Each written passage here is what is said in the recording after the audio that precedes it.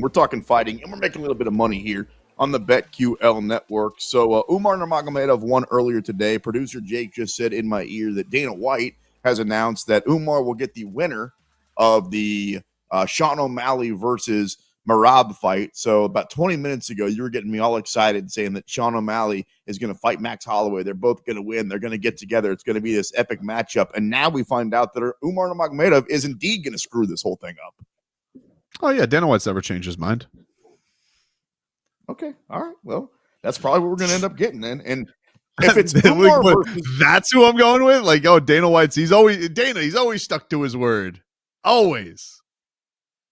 I get what you were saying, although Umar Nurmagomedov versus O'Malley is still like a cool fight. I think good matchup. For sure. Umar Nurmagomedov and Merab, too soon.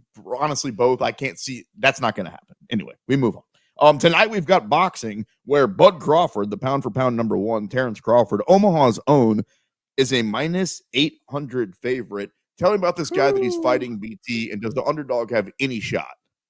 You know, they've been talking him up. Israel Madrimov, he is a champion at 154 pounds, so they're fighting for his belt tonight. He is technically the champion.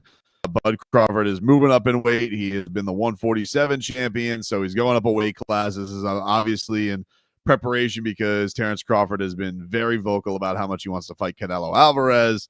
There's some thought that Turki Al-Sheikh, who is, of course, putting together all these super cards, this one is in L.A., he has been very vocal that he would love to make Terrence Crawford versus Canelo happen. So if he gets the win tonight, he's done business with him. Could we get a fight next May when Canelo, he's going to fight Berlanga, of course, in September.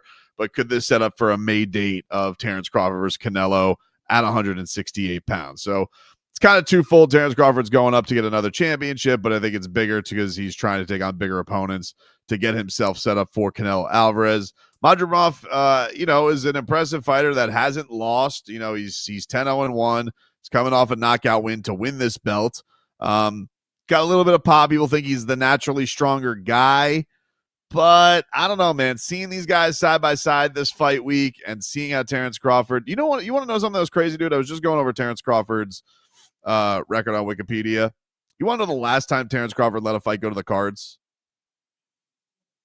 I do. Because you would think like, Terrence Crawford, welterweight, skilled boxer. He probably goes to decision like every other fight. Terrence Crawford not that long ago. Terrence Crawford has not let things go to the judges since July of 2016. We're talking 8 years ago. He has been knocking dudes out and knocking dudes silly for 10 straight fights. 10 straight knockouts for Terrence Crawford. So all respect to Israel Madrimov. Yeah. All respect to Israel Madrimov. Yeah.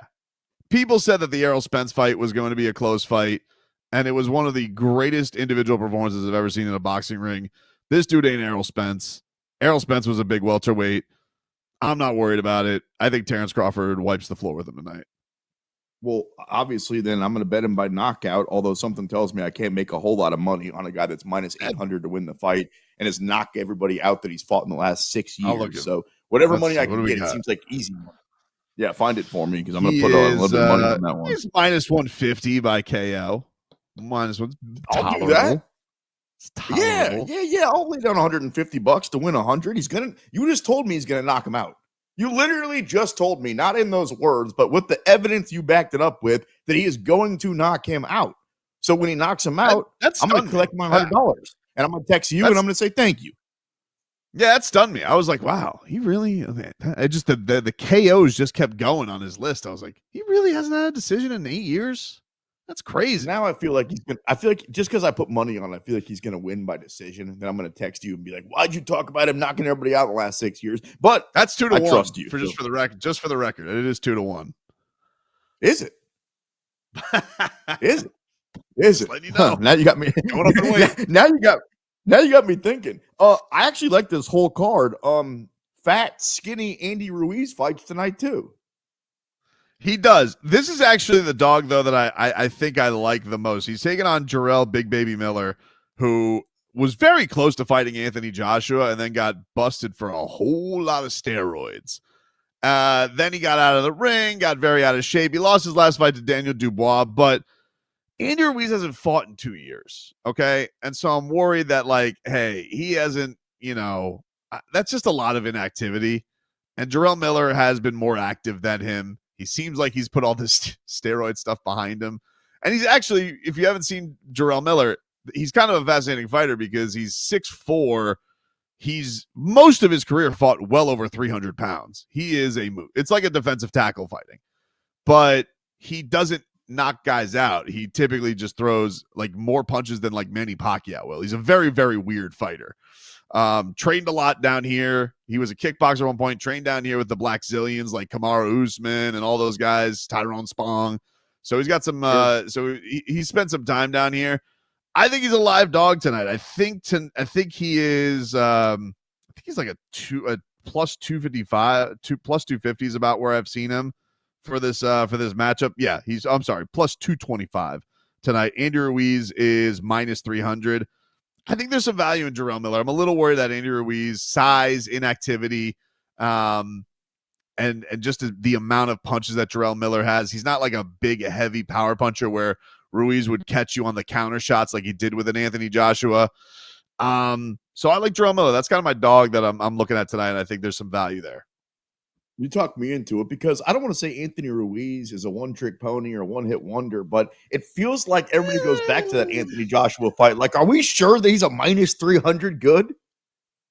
No, he kind of is a one-hit one, like respectfully. Okay. Like it's right. And it's a great one. Hey. It's a great one hit to have. Like everybody thought this guy was going to lose, and he obliterated Anthony Joshua, and Anthony Joshua was on top of the world. Like it's an all-time boxing upset moment. I still remember like just being as shocked as anything because you see this doughy guy beat this Adonis and in Madison Square Garden. It was crazy. But since then, he lost to Anthony Joshua. His fight against Chris Arioli, he got knocked down in that fight. That was 3 years ago. And then he's only got the one win against Luis Ortiz, which was a decent performance. But Luis Ortiz is 50.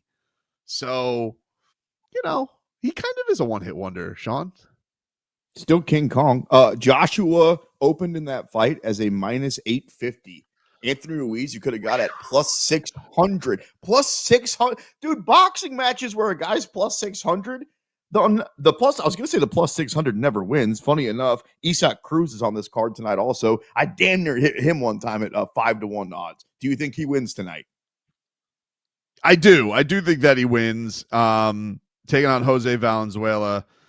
This is another one where you might want to go a little bit more tolerable with Isaac Cruz being like a minus 155 by KO. A lot of people think that he gets the finish here, that it would set up a rematch with Gervonta Davis because Gervonta Davis is looking for an opponent, but the Lomachenko thing seems like it's on ice right now because Lomachenko wants to take some time off and not fight until 2025. So I don't know if Tank wants that rematch.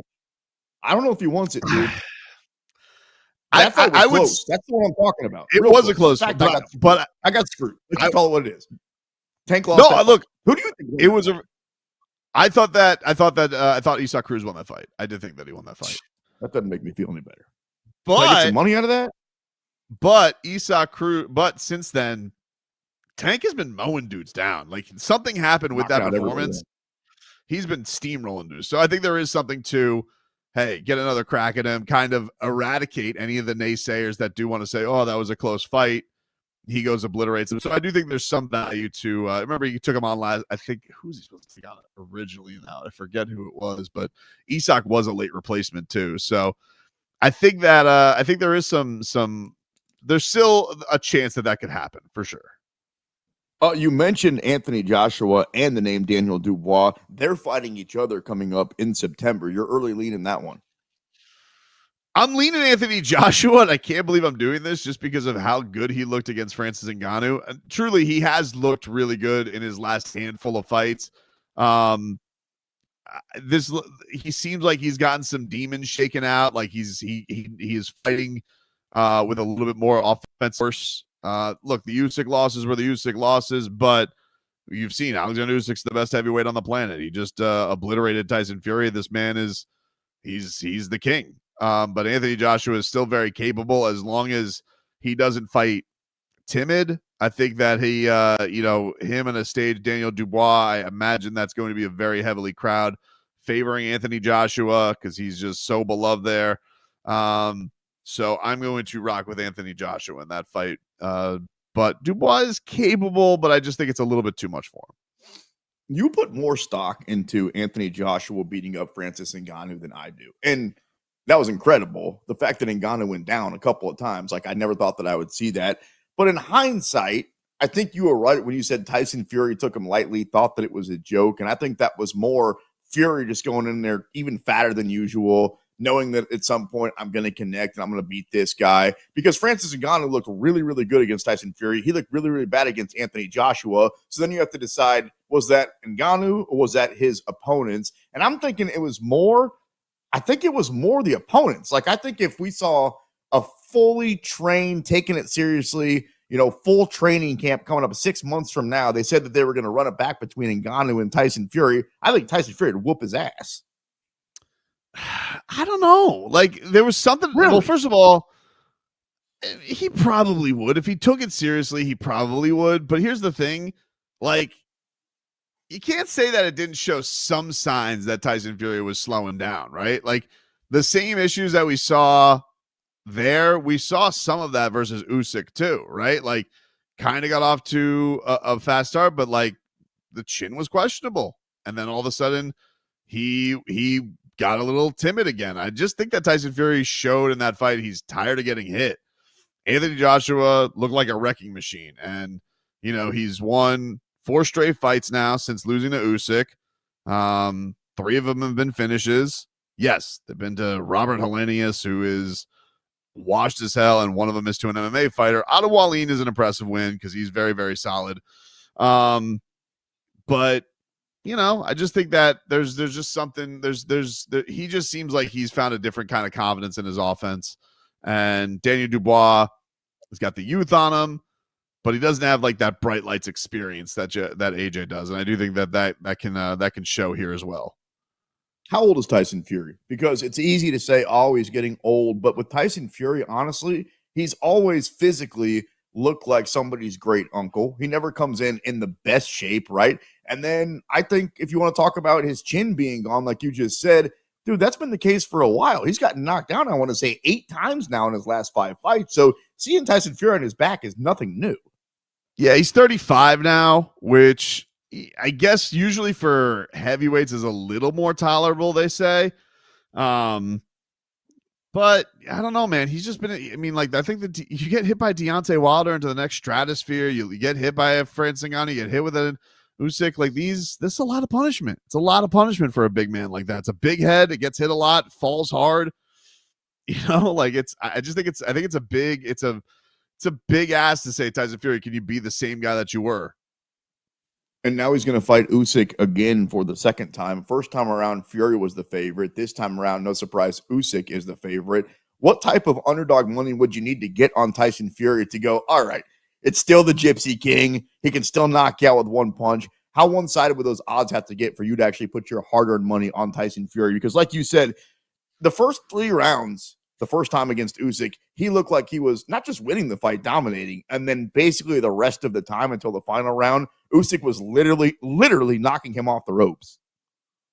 It'd have to be like in the flirting with 4-1 range, like plus 375 for me to start thinking about it. So you have no faith.